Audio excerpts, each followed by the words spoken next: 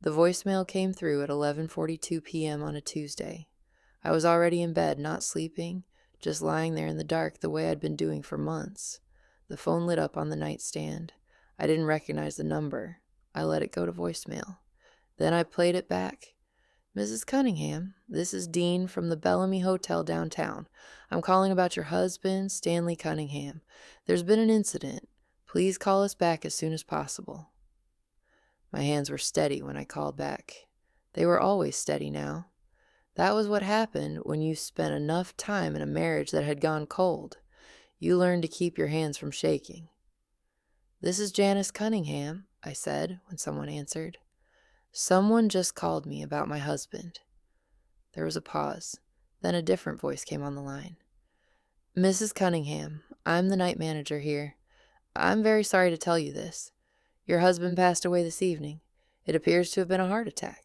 The paramedics responded, but they weren't able to revive him." I sat up. The room felt too large suddenly, like I was very small inside it. "Where did you say you were calling from?" "The Bellamy Hotel, downtown. Your husband was a guest here." "Stanley's in Phoenix," I said. "He's been there all week. A work conference." Another pause. "No, ma'am. He's been staying here. He checked in 5 days ago." I stood up, walked to the window. Our street was empty, streetlights casting orange pools on the pavement.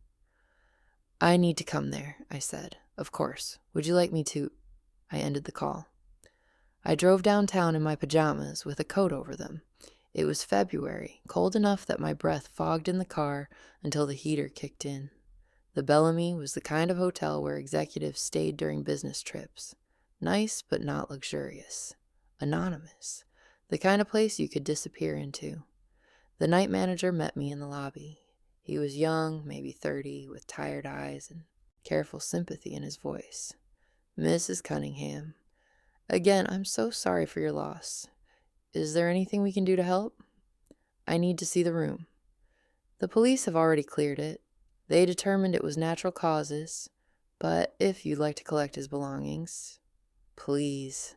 He took me upstairs, 8th floor, room 823. Inside, everything was neat. Housekeeping had already been through, but Stanley's suitcase was still on the luggage rack. His laptop sat on the desk. His phone was plugged in by the bed, charging. I picked up the phone. It was locked. I tried his usual passcode, our anniversary, but it didn't work. "Was he alone?" I asked the manager. "When it happened?" "The cleaning staff found him in the bathroom. It appears he'd been there for several hours before anyone noticed." "I mean before that. Did anyone visit him?" The manager looked uncomfortable. "I'd have to check the logs, but I believe there was a visitor earlier that evening.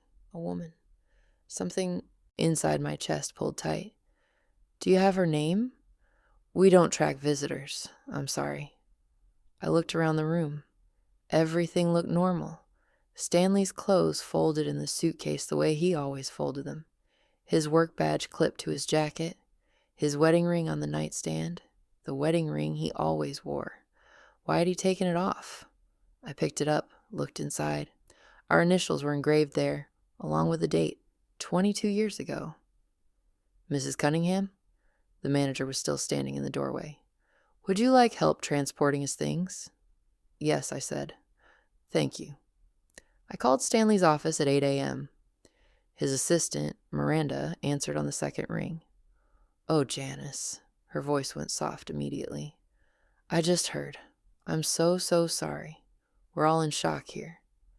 "Thank you. Miranda, I need to ask you something. The conference in Phoenix. When was Stanley supposed to be back?" "Phoenix. He wasn't in Phoenix. He took the week off. Personal time." I gripped the phone tighter. "He told me he was going to a conference."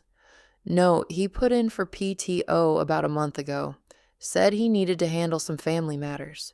We all assumed he meant, well, we assumed it was personal." "Did he say what family matters?" "No, he kept it vague. But Janice, he'd been distracted lately, the last few months. We all noticed. Some of us wondered if everything was okay at home." I thanked her and ended the call. Stanley's mother called at 9 a.m., Claudia Cunningham had always spoken to me the way a queen speaks to a servant, polite on the surface, dismissive underneath.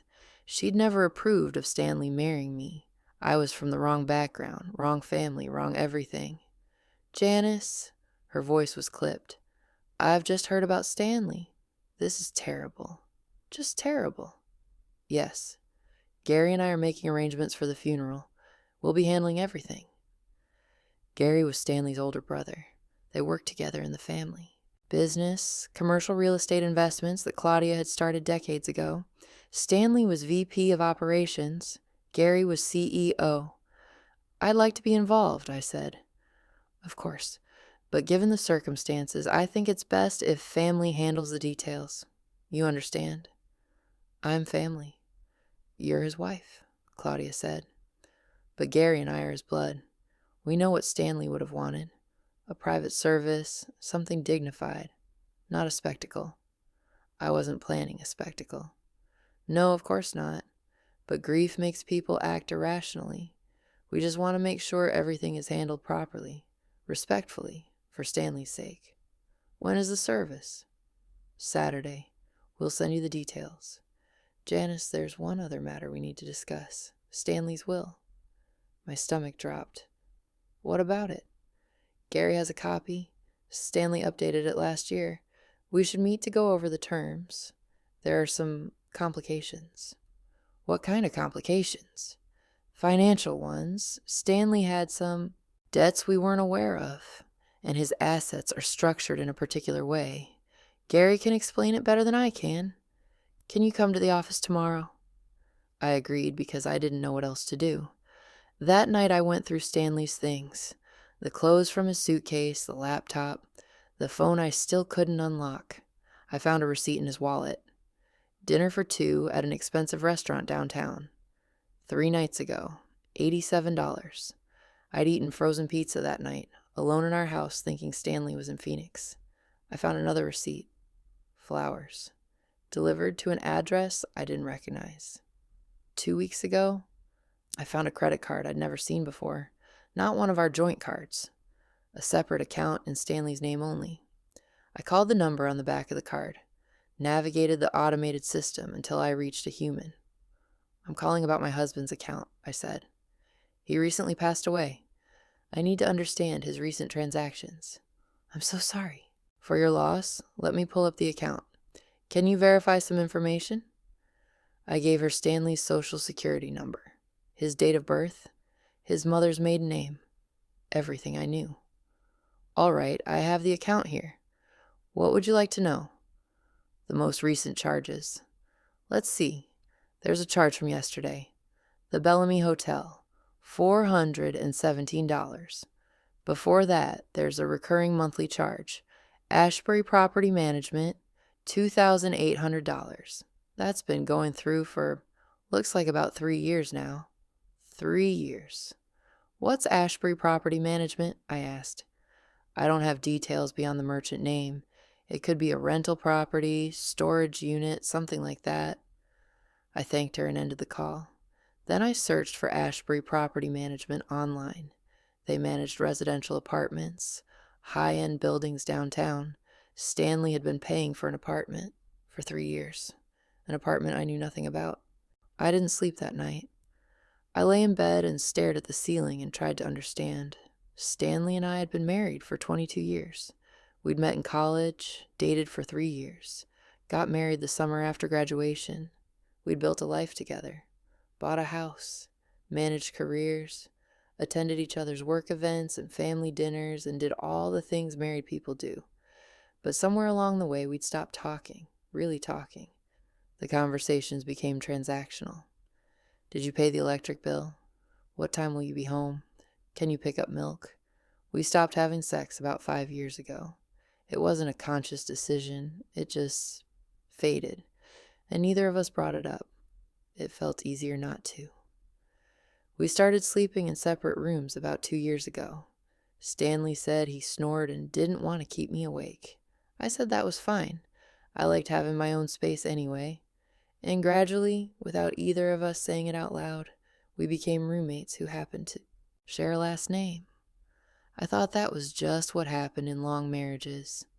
The passion faded, the intimacy evaporated, but you stayed together because that was what you did. You honored your commitments. But now I was starting to understand. Stanley hadn't just stopped being interested in me. He'd been interested in someone else. Gary's office was in a glass tower downtown. Cunningham Properties occupied the entire 15th floor. Reception area with leather furniture and abstract art. Conference rooms with floor-to-ceiling windows overlooking the city. Gary's assistant showed me to his office. Gary was sitting behind his desk looking at his computer. He glanced up when I entered. "Janice, thanks for coming." Gary looked like an older, more successful version of Stanley. Same build, same features, but polished in a way Stanley never quite managed. Designer suit, perfect haircut, confidence that bordered on arrogance. "Claudia said we needed to discuss Stanley's will." I said, "Right, have a seat." Gary gestured to the chair across from his desk. "I'll get right to it. Stanley's estate is more complicated than you might expect." "How so?" "Well, first there are debts, significant debts. Credit cards, personal loans, about $90,000 total." I stared at him. $90,000? Give or take. He'd been covering them from his salary, but they'd accumulated over the past few years. What were they for? That I don't know. Personal expenses, I assume. But the debts exist, and they'll need to be paid from the estate before any distributions can be made. "What distributions?" Gary opened a folder on his desk, slid it across to me. "Stanley's will. He updated it about a year ago. I have a copy because I'm named as executor." I opened the folder, started reading. The house was mine. That was joint property. But everything else, all of Stanley's retirement accounts, his life insurance, his share of the family business, went to Gary and Claudia. His personal assets were divided between them and Gary's 2 children, Stanley's nephews. "I don't understand," I said. "I'm his wife." "Yes, and you get the house. That's worth a considerable amount. But not his retirement, not his life insurance." Stanley wanted to make sure the family business stayed in the family. His share of Cunningham Properties goes back to the company, and he wanted to provide for the next generation, his nephews, to ensure the family legacy continues. I felt cold. "When did he make these changes?" "About a year ago, after Father died." Gary's father, in Stanley's, had passed away 18 months ago. Stanley wanted to honor Dad's vision for the company, keep everything consolidated. "Did Stanley tell you why he cut me out?" Gary shifted in his chair. "He didn't put it that way. He just said he wanted to restructure his estate planning to focus on bloodline succession. It wasn't personal." "How is it not personal?" "Oh, Janice." Gary's voice took on a patronizing tone. "You and Stanley didn't have children. You don't have any connection to the family legacy. Stanley understood that. He wanted his assets to go where they'd do the most good for the Cunningham line." I looked down at the will again, tried to process what I was reading. "The debts," I said. "Who pays those?" "The estate pays them before distribution, but given the size of the debts compared to liquid assets, there may not be enough cash to cover everything. Which means," Gary paused, "which means as the surviving spouse, you might be held liable for the remainder. So I get the house and Stanley's debts. It's unfortunate, but it's the situation Stanley created." I closed the folder. "I need a copy of this." "Of course." Gary pulled another folder from his desk drawer. "I had one prepared for you. Janice, I know this is difficult, but we need to handle this efficiently. There are tax implications, business considerations. The sooner we can settle the estate, the better for everyone. I'll need time to review this with a lawyer." "Absolutely. Take whatever time you need. But I should mention the debts have creditors. They're going to start calling soon. It would be helpful if we could move quickly." I took the folder and stood up. "I'll be in touch. One more thing." Gary stood as well. "There's a property that needs to be dealt with. An apartment Stanley was leasing. The Ashbury building. The lease is paid through the end of the year, but after that, someone needs to either take it over or break the lease. There's a penalty for early termination. Why was he leasing an apartment? I don't know, he never told me. But as his spouse, you're responsible for his contractual obligations. I thought you should know. I walked out of his office, through the reception area, into the elevator. The folder felt heavy in my hands. In the parking garage, I sat in my car and called the only person I could think of. Ralph Marston had been Stanley's college roommate. They'd stayed friends over the years, though I rarely saw Ralph except at occasional dinners or holiday parties. He was a lawyer now, specializing in estate planning and probate. We met at a coffee shop near his office. Janice, Ralph hugged me when I arrived. I'm so sorry about Stanley. I just found out this morning. I can't believe it. Thank you. We sat down. I slid the folder across the table. Gary gave me this. Stanley's will. I need you to look at it. Ralph opened the folder, read through the documents. His expression changed as he read. Surprise, then confusion, then something close to anger. This isn't right, he said finally. What do you mean? I helped Stanley draft a will about 5 years ago, after your father-in-law died. He wanted to make sure you were taken care of. The house, yes, but also half of everything else. The retirement accounts, the insurance, his share of the business. You were supposed to be the primary beneficiary.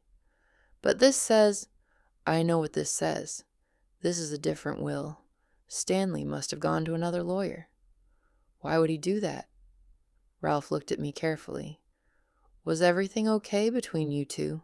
Toward the end? I wanted to lie. Wanted to say everything was fine. But what was the point? We'd been distant, I said. For a while. Years, maybe. We didn't talk much. We slept in separate rooms. But we weren't fighting. We just existed. Did he say anything about wanting to separate? No, never. Ralph closed the folder. This will was drafted by someone else. Someone who either didn't ask the right questions or deliberately didn't care about your rights. And the timing is suspicious, 1 year ago, right after your father-in-law died. What are you saying? I'm saying Gary might have influenced Stanley to make these changes. Maybe told him it was for the good of the business. Maybe pressured him about family legacy. I don't know. But this is a dramatic shift from what Stanley originally wanted. Can I contest it? As a spouse, you have rights. You can't be completely disinherited in this state. You're entitled to an elective share, roughly 1/3 of the estate. But you'd have to file a petition, and Gary would fight it. How hard would he fight? Very hard. He stands to inherit a lot of money. He won't let go of it easily. I looked down at my coffee. What about the apartment? Did you know Stanley was leasing a place? No, where? The Ashbury building. He'd been paying for it for 3 years. Ralph's eyes widened. 3 years? According to his credit card statements. Janice. Ralph leaned forward. A man doesn't lease an apartment for 3 years unless he's living there, or someone is living there. I already knew. I'd known since last night, but hearing someone else say it made it real. He was having an affair, I said. Maybe, or planning to leave. Or Ralph trailed off. Either way, you need to find out what's in that apartment, because it might change everything. The Ashbury building was in a neighborhood that had been run down when Stanley and I first moved to the city, but had been gentrified over the past decade. Now it was full of expensive condos and trendy restaurants and young professionals who could afford $2,000 rents. The building itself was modern, glass and steel, doorman in the lobby, security cameras everywhere. I gave the doorman Stanley's name. He checked his computer. Unit 1604. Are you family? I'm his wife. Oh. His expression shifted. I'm very sorry for your loss. I heard about what happened. Mr. Cunningham was a nice guy. Did you see him often? A few times a week. He kept regular hours. Usually came by in the evenings. Did he have any visitors? The doorman looked uncomfortable. I'm not really supposed to. Please. He glanced around, then lowered his voice. There was a woman. She lived there with him, or stayed there regularly at least. What did she look like? Younger than Mr. Cunningham, dark hair, professional looking. She was always polite. Do you know her name? Georgia something. I'd have to check the logs. Thank you. I took the elevator to the 16th floor. Found unit 1604. Used the key I'd found in Stanley's wallet. Inside, the apartment was furnished, not with our furniture, with new things. Modern couch, glass coffee table, abstract art on the walls. The kind of aesthetic Stanley always said he didn't like, but apparently did when I wasn't involved. The kitchen had dishes in the sink, fresh food in the refrigerator, mail on the counter addressed to Stanley and to someone named Georgia Ellington. Georgia Ellington. I walked to the bedroom. King-sized bed with gray sheets, 2 nightstands. In the closet, men's clothes mixed with women's clothes, suits I'd never seen Stanley wear, dresses in sizes I didn't recognize. On one nightstand, there was a framed photograph. Stanley smiling, with his arm around a woman. She was younger than me by maybe 15 years. Dark hair, bright eyes. She looked happy. Stanley looked happy. They looked like a couple. I sat on the edge of the bed and tried to breathe. I spent 3 hours going through the apartment. I found bills, utility bills in Stanley's name, credit card statements showing purchases I'd never been part of, dinners at restaurants Stanley had never taken me to, weekend trips to places Stanley claimed he was traveling for work.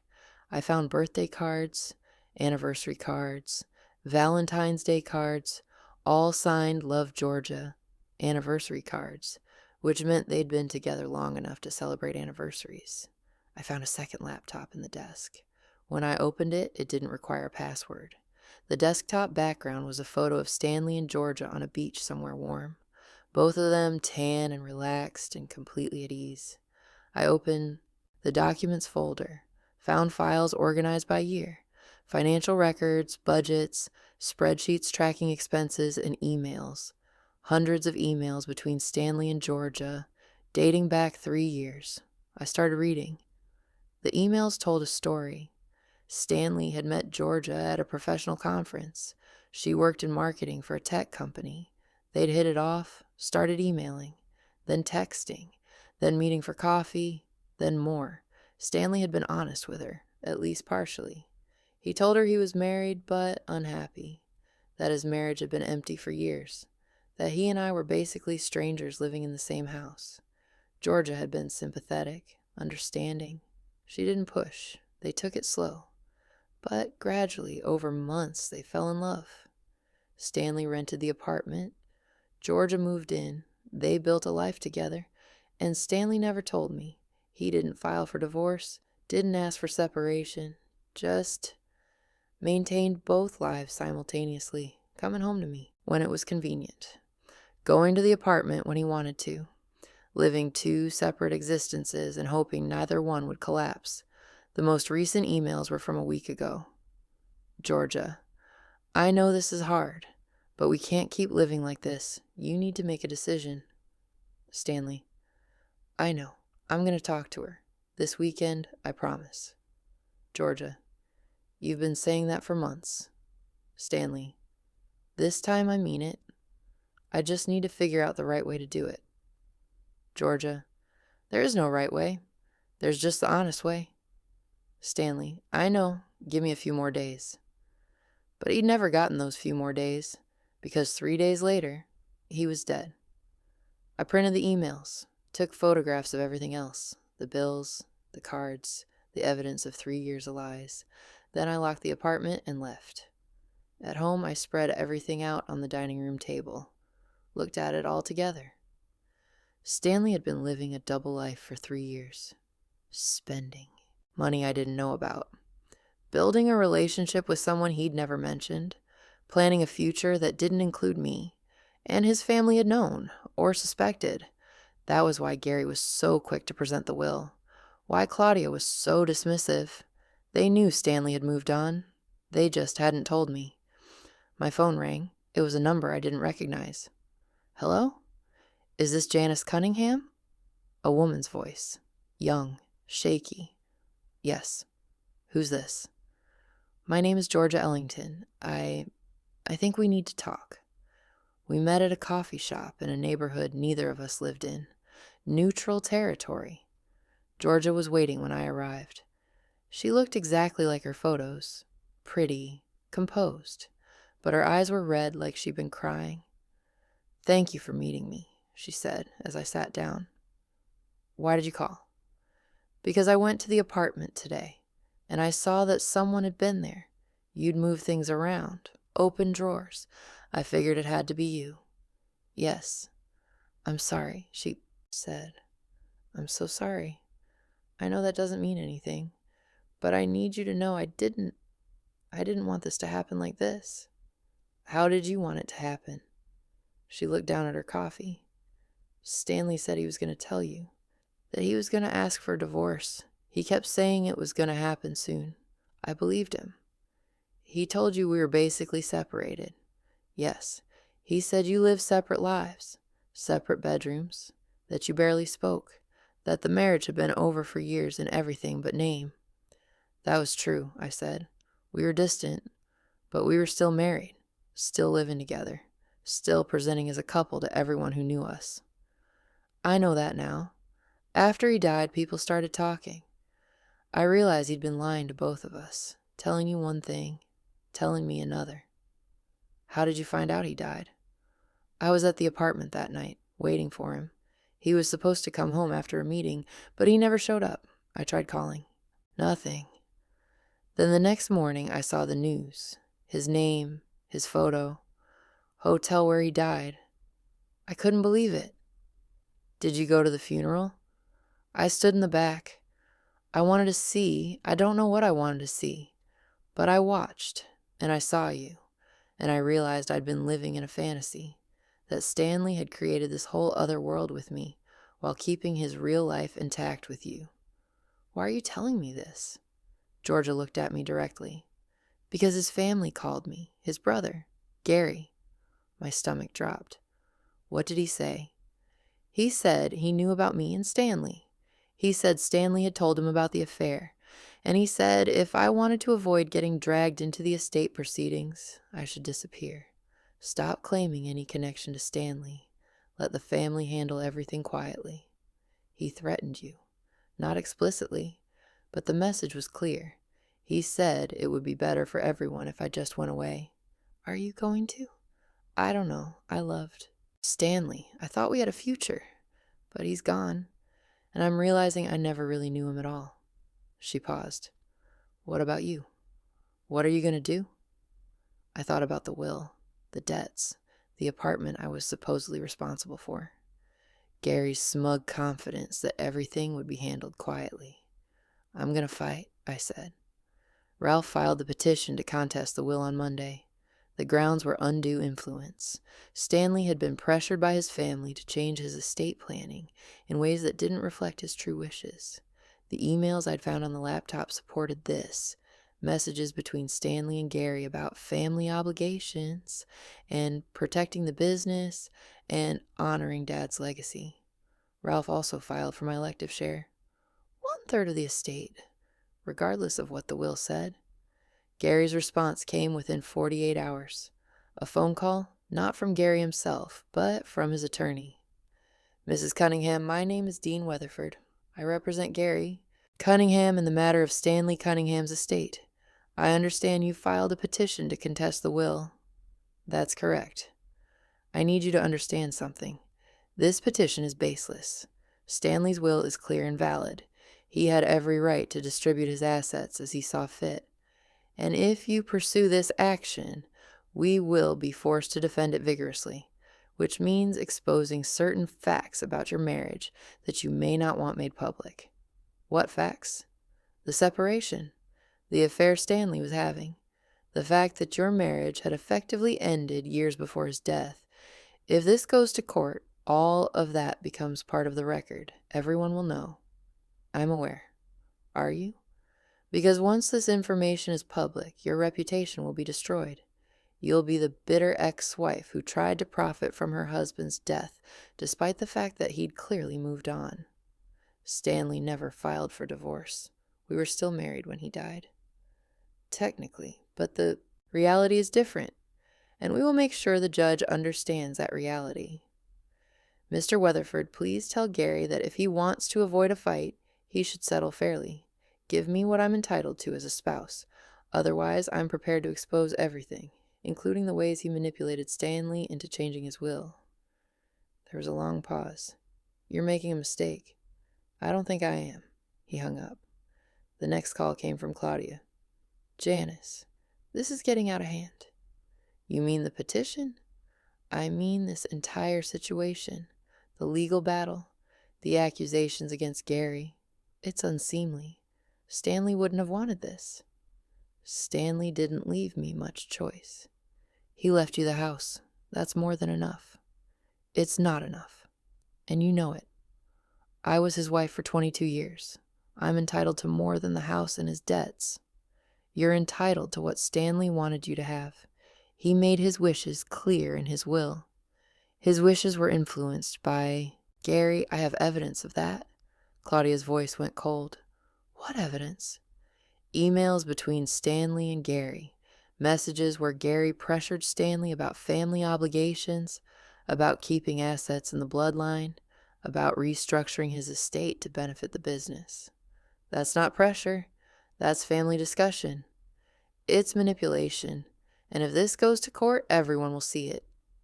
Janice, Claudia's tone shifted, became almost conciliatory. You're hurt. I understand.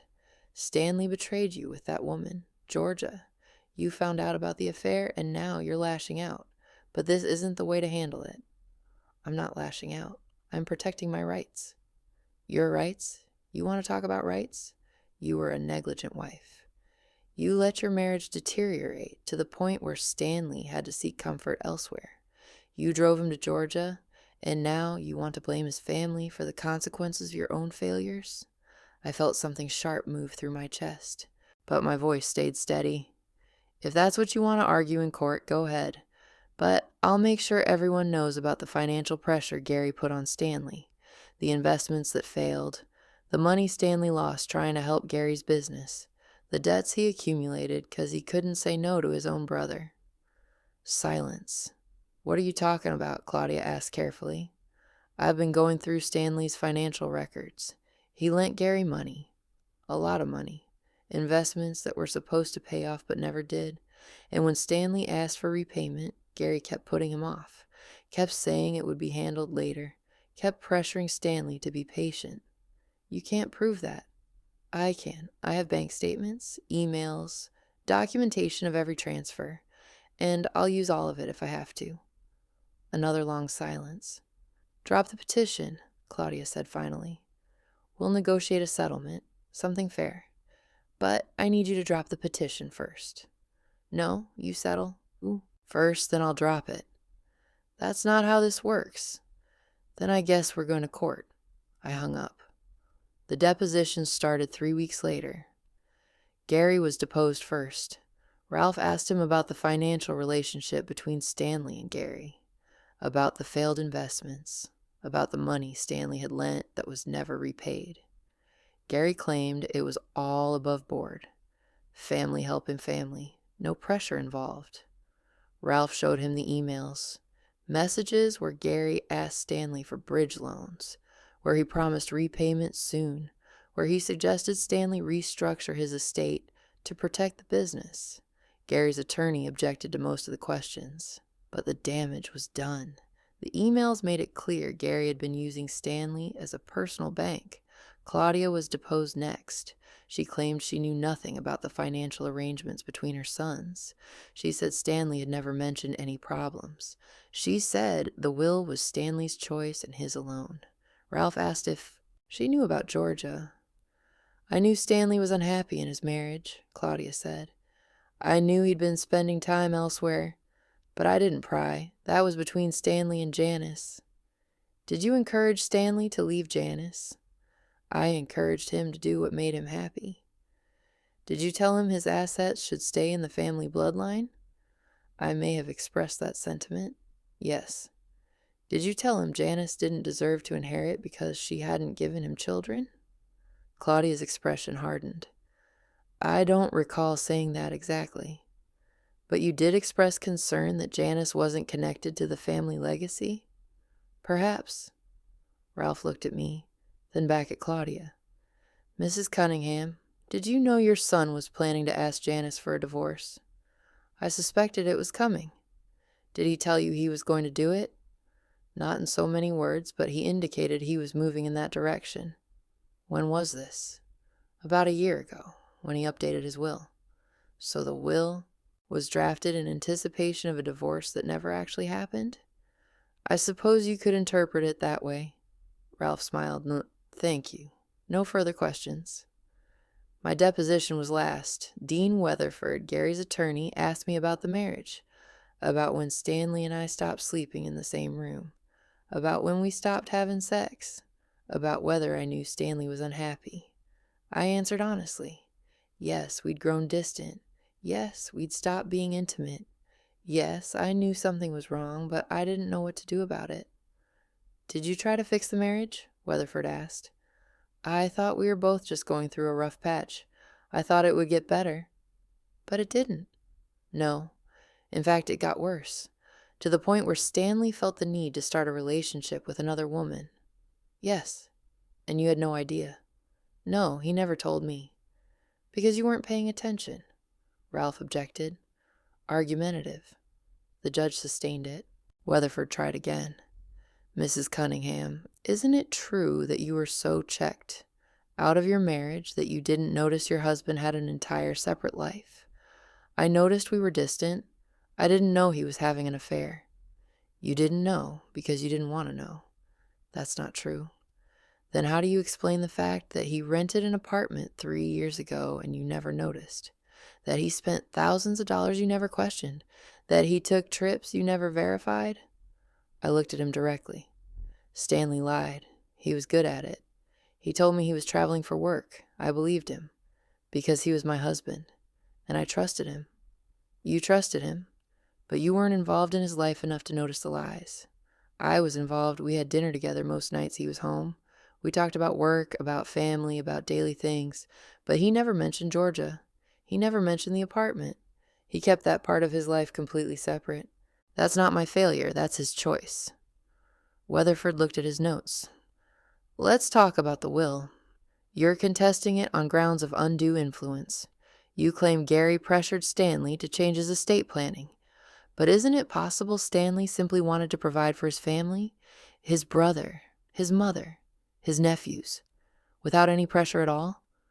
I have emails that show Gary repeatedly asked Stanley for money.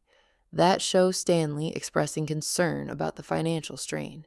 That show Gary telling Stanley he needed to think about family obligations. Family helping family. That's not undue influence.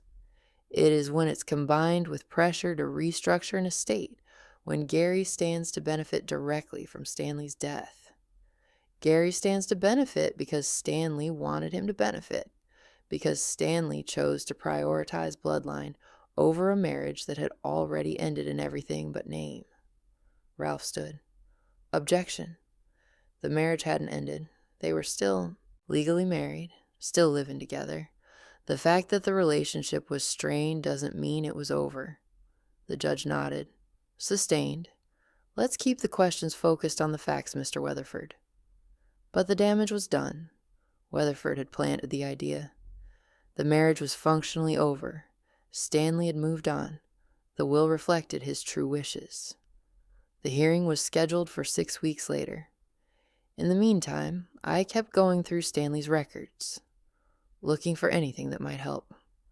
I found more emails, more evidence of Gary's financial problems, projects that failed, investments that went bad, money borrowed from Stanley that was never repaid. I found Stanley's responses, expressing concern, asking for timelines for repayment, suggesting they needed to have a serious conversation about finances, and I found Gary's replies, dismissive, reassuring, reminding Stanley about family loyalty, about their father's expectations, about the importance of keeping things within the bloodline. It was subtle, but it was there. A pattern of emotional manipulation designed to keep Stanley giving money and never asking too many questions. I also found something else, a draft email in Stanley's outbox, dated the day before he died, never sent. Subject, we need to talk Gary. I can't keep doing this. The loans, the investments, the pressure to restructure everything around the business, it's too much. I need to focus on my own life now. Janice and I are having problems, and I need to deal with that. I can't be your bank anymore. I'm asking you to respect my decision. I'm going to talk to my attorney about restructuring my estate again. I want to make sure Janice is taken care of if something happens to me. She deserves that much. I know this will disappoint you and Mom, but I need to do what's right, not just what's expected. Stanley. He'd written it, but he'd never sent it. The next day, he died. Ralph and I met 2 days before the hearing. We have a strong case, he said. The evidence of undue influence is compelling. The emails between Stanley and Gary, the financial pressure, the draft email showing Stanley wanted to change the will again. All of it points to Gary manipulating Stanley's decisions. What are our chances? Honestly, 50-50. Maybe better. But Weatherford is good. He's going to argue that Stanley was a grown man who made his own choices. That family helping family isn't manipulation. That the will is valid regardless of whether Stanley had second thoughts. What about the elective share? If we lose on the undue influence claim, do I still get that? Yes. As a spouse, you're entitled to at least 1/3 of the estate. That's state law. They can't take that away from you. But 1/3 is significantly less than what you should have gotten under Stanley's original will. How much are we talking about? Ralph did some calculations. Stanley's total estate after debts is probably worth around $800,000. 1/3 of that is about $260,000. But if we win on the undue influence claim, you'd get half, maybe more, 400,000 or higher. And if we lose completely, you still get the 1/3. But Gary would get the rest, and he'd probably sue you for legal fees, try to recoup his costs. I looked out the window of Ralph's office. The city stretched out below, gray and cold. Let's go to trial, I said. The hearing lasted all day. Ralph presented the evidence methodically. The emails, the financial records, the draft emails Stanley had written but never sent. He argued that Stanley had been systematically pressured by Gary, that the will was the result of undue influence, that it didn't reflect Stanley's true wishes. Weatherford countered with character witnesses, people who said Stanley was intelligent, independent, capable of making his own decisions. He presented financial experts who said the investments Gary and Stanley had made together were reasonable, that there was no evidence of fraud or coercion. He argued that the draft email was meaningless. Stanley had written it, but chosen not to send it, which meant he'd reconsidered. The judge listened to both sides, asked questions, reviewed documents. At the end of the day, she made her ruling.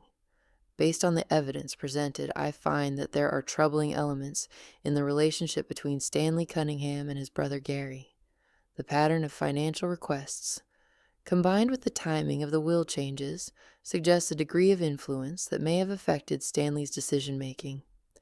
Gary's attorney started to object, but the judge held up a hand. However, I cannot conclusively determine that this influence rose to the level of undue influence as defined by law.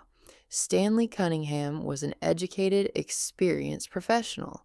He had access to independent legal counsel. He chose to update his will with full knowledge of what he was doing. Whether that choice was wise is not for this court to decide. My heart sank.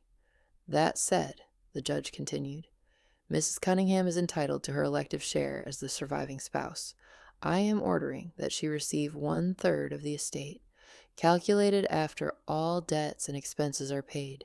This amounts to approximately $270,000. Ralph leaned over and whispered, That's more than the minimum. That's a good sign. Additionally, the judge said, I am concerned about the characterization of Mrs. Cunningham's role in this marriage.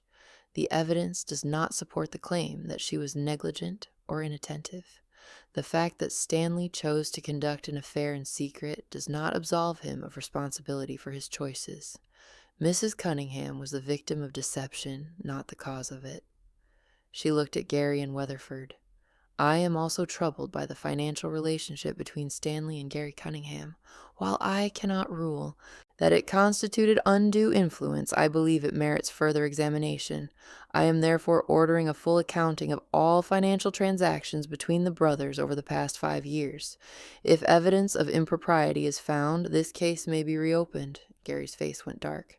The judge set a follow-up hearing for 3 months later and dismissed the court. Outside the courthouse, Ralph pulled me aside. That was better than it sounds. The judge didn't rule in our favor on the undue influence claim, but she clearly has doubts about Gary. Ordering the accounting? That's unusual. She suspects something isn't right. But I still only get 1/3. For now. But if the accounting reveals fraud or misappropriation of funds, we can reopen the case. We might be able to get more. How long will that take? Months. Maybe longer. But Janice, you won something important today. The judge acknowledged you were deceived. She rejected Gary's narrative that you were a bad wife who deserved nothing. That matters? I nodded. But I felt exhausted. The fight had taken everything. What happens now? I asked. Gary has to provide the accounting. We'll review it. See what we find. In the meantime, you'll get your distribution. $270,000. It's not everything. But it's something. And the apartment, Stanley's debts. The estate pays the debts before any distributions. The apartment is trickier. The lease is still active. You're technically responsible for it as the surviving spouse. But we can negotiate with the landlord. Try to break the lease without penalty given the circumstances. What about Georgia? Ralph looked uncomfortable. What about her? Does she get anything? She has no legal standing. She wasn't married to Stanley. She's not named in the will. Legally, she gets nothing. That doesn't seem fair. It's not. But that's the law. The money arrived in my account 6 weeks later. $73,000 after legal fees and administrative costs. I paid off the remaining balance on Stanley's debts. Not because I had to, but because I wanted them gone. I wanted no remaining connection to his financial life. I contacted the landlord at the Ashbury building, explained the situation. They agreed to terminate the lease without penalty given Stanley's death. I called Georgia. It's Janice, I said when she answered. Oh, hi. I wanted you to know the apartment lease has been terminated. You have until the end of the month to move out. Okay, thank you for letting me know. Georgia, there's something else. I'm sending you $20,000. Silence. What? Stanley owed you. Maybe not legally, but morally. You were part of his life. You deserve something. I can't take your money. It's not my money. It's from the estate, from what I received. Consider it compensation for the time you lost, for the lies he told you. Janice, I'm sending it. You can refuse it if you want, but it's available if you need it. I hung up before she could argue. The accounting came back 3 months later. Ralph called me as soon as he reviewed it. You need to see this. We met at his office. He had documents spread across his desk. Gary has been systematically siphoning money from the family business for years, using it to cover personal expenses, loans he never repaid, investments that went into his own accounts instead of company accounts. It's not exactly fraud. He's the CEO. He has authority to make financial decisions, but it's definitely questionable. How much? Over the past 5 years, probably $500,000, maybe more. I stared at the documents. Stanley knew about this? Some of it. The loans he made directly to Gary? Yes. But the business transactions? I don't think he understood the full scope. Gary was careful. He buried things in operational expenses, made it look legitimate. What? Does this mean for the estate? It means we can argue that Gary pressured Stanley, not just emotionally, but financially, that Stanley was trying to cover Gary's mismanagement, that the will changes were part of a pattern of Gary extracting money from Stanley however he could. Can we reopen the case? We can try, but it would be another fight. Another year of legal battles, more money spent on attorneys. I thought about the past 6 months, the depositions, the hearings, the stress, the constant feeling of being under attack. I'm tired, Ralph. I know. I don't want to fight anymore. Then don't. Take the money you have. Start over. Let Gary deal with his own problems. What'll happen to him? If this accounting becomes public, his business reputation is destroyed. He'll have trouble getting investors, getting loans. The company might not survive. Claudia will probably lose everything she has tied up in it. I looked at the documents again. All that evidence of Gary's greed and mismanagement, all that proof that he'd used Stanley, manipulated him, extracted money from him for years. Make copies, I said. Send them to the board of directors at Cunningham Properties. Let them decide what to do with Gary. Are you sure? Yes. I don't want his money. I just want him to face consequences. Ralph nodded. I'll take care of it. The fallout happened quickly. The board of Cunningham Properties received the accounting, launched an internal investigation, found even more irregularities than Ralph had identified. Gary was forced to resign as CEO. The company demanded repayment of the misappropriated funds. Gary couldn't pay. He had to sell his house, his cars, his investment properties. He still couldn't cover everything. Claudia tried to intervene, tried to protect Gary, but the board was done. They wanted accountability. The company sued Gary for breach of fiduciary duty. The case settled out of court. Gary agreed to a payment plan. That would take him years to complete. I heard about all of this through Ralph. I didn't contact Gary or Claudia, didn't gloat, didn't reach out. I was done with him. I sold the house a year after Stanley died. It was too big, too full of memories I didn't want anymore. I bought a smaller place across town. Modern, clean, mine. I went back to work full-time. I'd been working part-time for years, flexible hours so I could manage the house and be available for Stanley's schedule. Now I took a full-time position with a different company. Better pay, more responsibility. I made new friends. People who didn't know Stanley, didn't know about the affair or the legal battle or any of it. People who knew me as Janice, not as Stanley's widow. I dated occasionally, nothing serious. I wasn't ready for serious. Maybe I'd never be ready. And that was okay. 2 years after Stanley's death, I ran into Georgia at a coffee shop downtown. She looked different, older maybe, or just more settled. Janice, she said. Hi. Hi, Georgia. Can I sit? Sure. She sat down across from me. We looked at each other for a moment. I wanted to thank you, she said, for the money you sent. I didn't think I should take it, but I did. I used it to go back to school. Get my MBA. I had just finished last month. Congratulations. I also wanted to apologize.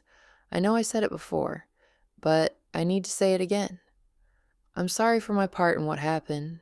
I should have asked more questions. I should have made Stanley prove he was actually getting divorced. I was naive. You were lied to, same as me. Maybe. But I chose to believe the lies because they were convenient, because they let me have what I wanted without dealing with the complicated reality. I nodded. I understand that. Do you? She looked at me carefully. Because I'm not sure I do. Even now, 2 years later, I don't understand how I let myself become the other woman. That's not who I thought I was, thought I. People are complicated, situations are complicated. Stanley told you what you needed to hear to make yourself feel okay about it. That's on him, not you. It's on both of us. We sat in silence for a while. What about you? Georgia asked. How are you doing? I'm okay. Better than okay, actually. I have a new job, a new place, a new life. Do you ever think about him, about Stanley? Sometimes, but not the way I used to. Now when I think about him, I mostly feel sad. Sad that he felt so trapped he had to build a secret life. Sad that he couldn't just be honest. Sad that he died before figuring out what he actually wanted. Do you think he loved me? I considered the question. I think he loved the version of himself he could be with you. The version that wasn't weighed down by family expectations and marital obligations and 22 years of accumulated distance. Whether that's the same as loving you, I don't know.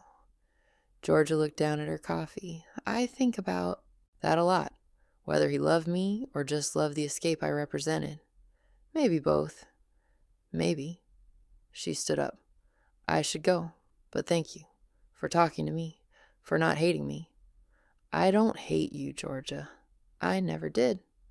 She smiled sadly. That's generous of you. It's just the truth. She walked away. I finished my coffee and left. 3 years after Stanley's death, I got a call from Ralph. Claudia died, he said. When? Yesterday, heart failure. Gary called to let me know. There's going to be a small funeral, family only. He wanted me to tell you that you're welcome to attend if you want. Do I want to? That's up to you. I thought about it. Thought about Claudia's cold voice on the phone, her dismissive tone, the way she'd tried to erase me from Stanley's life. No, I said, I don't need to go. Okay, I'll let him know. Ralph, how is Gary doing? He's managing, still paying off the settlement, still rebuilding his reputation. I don't think he'll ever fully recover from what happened, but he's surviving. Good. Janice, are you really okay with how everything turned out? I thought about the question. Was I okay? I had $270,000, a new life, freedom from a marriage that had been empty for years, independence I'd never had before, but I also had scars, anger that still surfaced sometimes, bitterness about the time I lost, questions I'd never get answers to. I'm okay, I said finally. Not perfect, but okay. That's all any of us can hope for. 5 years after Stanley's death, I was cleaning out my desk when I found the draft email, the one Stanley had written but never sent. I read it again. I can't keep doing this. The loans, the investments, the pressure to restructure everything around the business. It's too much. I need to focus on my own life now. He'd known. At the end, he'd known exactly what was happening. He'd known Gary was using him. He'd known the will changes were wrong. He'd been planning to fix it, but he'd died before he could. Sometimes I wonder what would have happened if he'd sent that email, if he'd stood up to Gary, if he'd restructured the will back to include me, if he'd asked for a divorce honestly instead of building a secret life. Would he still be alive? Would we have separated peacefully? Would Georgia have gotten the future she'd been promised? I don't know. What I do know is that Stanley spent years trying to make everyone happy except himself, trying to be the good son, the dutiful brother, the adequate husband, the devoted partner. And in the end, he was none of those things. He was just a man caught between too many obligations, too many lies, too many versions of himself. And he died alone in a hotel room, trying to figure out how to be honest. I don't think about Stanley much anymore. When I do, I try to remember the good parts, the early years when we were young and in love and thought we could build something lasting, the quiet moments of companionship before the distance set in, the way he used to make me laugh, but mostly I've let him go. I've built a life that's entirely mine, a life where I don't have to wonder who I'm competing with for someone's attention, a life where I don't have to discover secrets years after the fact, a life where I'm the one making the choices. It's not the life I expected, but it's mine. And that's enough. The other day, I drove past the Ashbury building, the place where Stanley had lived his secret life with Georgia. I didn't feel anything. No anger, no sadness, no curiosity about who lives there now or whether the ghosts of old lies still haunt those rooms. Just nothing. And I realized that's how I'd finally won. Not by getting the money, though that helped. Not by exposing Gary, though he deserved it. Not by forgiving Stanley, because I'm not sure I ever will, but by reaching a point where none of it mattered anymore. Where I could drive past the evidence of his betrayal and feel nothing at all. That's freedom. That's survival. That's moving on. Gary tried to reach out once, about a year ago. An email. Short and formal. Janice, I know we haven't spoken in years. I wanted to reach out and apologize for how things ended. For the legal battle. For the things that were said. I was protecting my interests, but I should have handled it better. I hope you're doing well. Asterisk, I read it twice. Then I deleted it. Because some apologies come too late. Some wounds don't need to be reopened. Some people don't deserve your forgiveness just because they finally developed a conscience. Gary had his chance to do the right thing. He chose greed instead. That's not my problem anymore. I keep the settlement agreement in a file cabinet in my home office, along with the accounting documents, the emails between Stanley and Gary, the evidence of everything that happened. I don't look at them often, but I keep them, not as a reminder of what I lost, as a reminder of what I fought for. My right to be treated as more than an inconvenience. My right to share in the life Stanley and I built together, even if that life was flawed. My right to not be erased. I didn't get everything I deserved, but I got enough. And more importantly, I got free. Sometimes people ask me if I regret staying in the marriage as long as I did, if I wish I'd left earlier, if I blame myself for not seeing the signs of Stanley's affair. The answer is complicated. Do I wish I'd paid more attention? Yes. Do I wish I'd pushed harder when the distance between us started growing? Yes. Do I wish I'd demanded honesty instead of accepting Stanley's excuses? Yes. But I also know that Stanley was an adult who made his own choices. He chose to have an affair. He chose to lie. He chose to build a secret life. Those were his decisions, not mine. I can acknowledge my failures in the marriage without taking responsibility for his betrayals. That's the distinction I've learned to make. I'm 52 now. I have a career I enjoy, friends who care about me, a life that feels authentic and mine. I date occasionally. Nothing serious. I'm not sure I ever want to be married again. I'm not sure I ever want to trust someone that completely again. And that's okay. Not everyone needs a partner to be whole. Not everyone needs to recover from trauma by finding new love. Sometimes recovery looks like building a life so full on your own that you don't need anyone else to complete it. That's what I've done. The last time I saw Georgia was about 6 months ago at a professional conference. She was giving a presentation on digital marketing strategies. I was there for a different session, but I caught the end of her talk. She was confident, articulate, successful. Afterward, I approached her. "That was a great presentation," I said. She turned, surprised. "Janice, thank you. I didn't know you. We're here. Different industry, same conference. How are you?" "Good. Really good, actually. I got promoted last year. Director of marketing now." "Congratulations." "Thanks. What about you?" "Similar. Senior consultant at my firm. Busy, but fulfilling." We stood there for a moment. Two women who'd been connected by a dead man's lies, now strangers making small talk at a conference. "Do you ever think about him?" Georgia asked suddenly. "Stanley?" "Sometimes. Less and less." "Me too. It's strange, isn't it? How someone can consume your entire world and then just fade. That's how memory works. The sharp edges soften, the pain becomes distant. Is that healing or just forgetting?" "Maybe both." Georgia smiled. "I like that answer. Listen, I have to run. Another session. But it was good seeing you." "You too."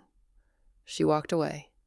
I watched her go and felt nothing. No anger, no jealousy, no lingering pain. Just the faint memory of a shared experience that no longer defined either of us. People sometimes ask me if I believe in closure. I tell them closure is a myth. There's no moment where everything suddenly makes sense. No conversation where all the loose ends tie up neatly. No revelation that makes the pain worthwhile. There's just time and distance and the slow, unglamorous work of building a life you can live with. That's what I've done. I've accepted that I'll never fully understand why Stanley did what he did. I've accepted that Gary and Claudia will never acknowledge the harm they caused. I've accepted that some questions don't have answers, and I've built a life anyway, not in spite of what happened, not to prove anything to anyone, just because that's what you do when the alternative is staying broken. 5 years, that's how long it's been since Stanley died. 5 years of legal battles and revelations and reconstruction. 5 years of anger and grief and slow, painful growth. 5 years of becoming someone I didn't know I could be. Stronger, yes, but also harder. More cynical. Less trusting. I'm not sure that's good or bad. It just is. I sold Stanley's wedding ring about a year after he died. Used the money to take a trip to Italy. Solo. 3 weeks wandering through Rome and Florence and Venice. I didn't post about it on social media. Didn't tell anyone except a few close friends. It was just for me. On the last night, I stood on a bridge in Venice and watched the sunset, and I thought about the woman I'd been when I married Stanley. Young, optimistic, believing that love and commitment were enough to build a lasting life. That woman was gone. She'd died somewhere in the cold space between Stanley and me, in the years of distance and silence and unspoken resentments. But someone new had emerged. Someone who understood that love wasn't enough. That commitment could be a trap. That sometimes the bravest thing you could do was walk away. I dropped Stanley's wedding ring into the canal, watched it disappear into the dark water, and walked away. The end came quietly, not with dramatic revelations or courtroom victories or triumphant confrontations, just with time passing, with me building a new life, with the past becoming less important than the future. Gary ended up filing for bankruptcy eventually, losing everything, starting over in his late 50s with nothing but debt and damaged relationships. I heard about it through Ralph, felt a brief flicker of satisfaction, then moved on. Claudia died without ever acknowledging what she'd done, what she'd encouraged Gary to do, what she'd tried to do to me. I didn't go to her funeral, didn't send flowers, didn't reach out to Gary, just let it all fade into history. Sometimes I wonder what Stanley would think if he could see me now. Would he be proud of how I fought for myself? Or angry that I refused to just accept his final wishes? Would he understand why I exposed Gary? Or would he side with his family the way he always did? I'll never know. And honestly, I don't care. Stanley had his chance to make things right. He wrote that draft email. He knew what needed to be done. But he didn't do it. He died before he could find the courage. That's not my burden to carry. The money is mostly gone now, spent on the new house, on legal fees, on building a new life, on that trip to Italy, on countless small freedoms I couldn't afford before. I don't regret any of it. Because it wasn't really about the money. It never was. It was about refusing to be erased, about insisting that 22 years of marriage meant something, even if that marriage was flawed, about demanding to be seen and acknowledged and treated with basic respect. I won that fight. Not completely, not perfectly, but enough. I keep a photograph of Stanley on my desk, not from our wedding or early marriage, from a random Tuesday about 10 years ago. We'd gone hiking. The photo is of him at the top of the trail, grinning, windblown and happy. People sometimes ask why I keep it. I tell them it's a reminder, not of the man he was, but of the life I thought we had. A reminder that things are not always what they seem, that people can build entire secret worlds while sitting across the table from you at dinner. That trust is fragile and love is complicated, and marriage is work that sometimes fails despite your best efforts, but also a reminder that I survived, that I fought, that I built something new from the ruins. Last week, I got an email from a woman I didn't know. The subject line, "Your story." She'd read about the case, the legal battle over Stanley's estate, the exposure of Gary's financial mismanagement. It had been covered briefly in the local business press. She wrote, "I'm going through something similar.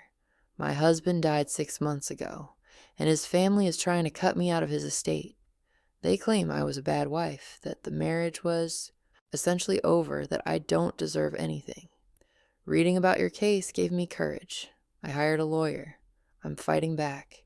I wanted you to know that your refusal to be erased inspired someone else to do the same."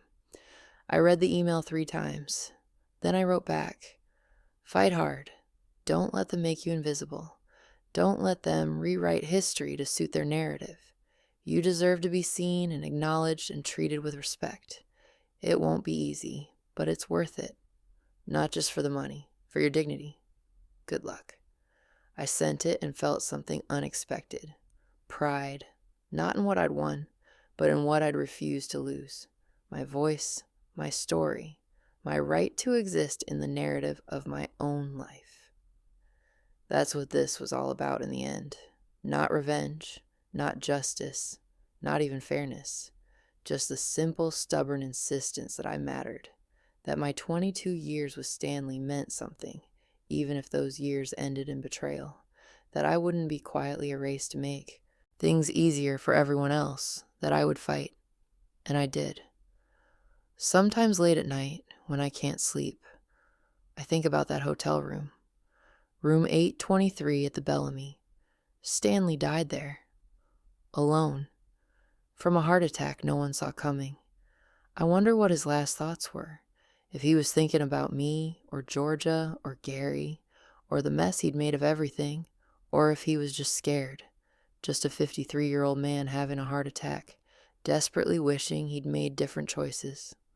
I'll never know. But I've made my peace with not knowing, because his last thoughts, his regrets, his unfulfilled intentions, none of that is my responsibility. I can feel sad for him without taking on his burden. That's the lesson I learned. I'm writing this 5 years after Stanley died. 5 years after that phone call at 11:42 p.m. that changed everything. I'm writing it because someone might need to hear it.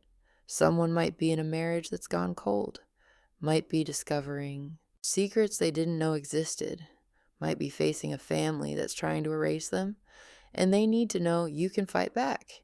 You can refuse to accept the narrative others try to impose on you. You can insist on your own dignity and worth. It won't be easy. It will hurt. It will cost you sleep and money and peace of mind. But you can do it. And when it's over, when the legal battles end and the dust settles, and you're standing in the ruins of your old life, you can build something new, something that's entirely yours, something no one can take away. I look at my life now and I barely recognize the woman I was 5 years ago. That woman accepted distance, accepted silence, accepted a marriage that had stopped being a partnership and become a habit. That woman didn't know how to fight, didn't know she had the right to fight. I'm not that woman anymore. I'm someone who understands that endurance isn't virtue, that staying isn't strength, that sometimes the most powerful thing you can do is refuse to disappear. Stanley and Gary and Claudia all expected me to just accept what they'd decided, to take the scraps they offered and be grateful. They were wrong. But the last thing I need to say is this. I don't forgive them. Not Stanley for his lies and betrayals. Not Gary for his manipulation and greed. Not Claudia for her cold dismissiveness and attempts to erase me. Forgiveness is supposed to be healing, supposed to set you free. But I'm already free. I freed myself by fighting back, by refusing to accept their version of events, by insisting on my own truth. I don't need to forgive them to move on. I just need to stop letting them matter. And that's exactly what I've done. 5 years later, I'm still here, still standing, still building, still living a life that's entirely mine. The anger has faded to a low background hum. The pain is dulled to an occasional ache. The questions have lost their urgency.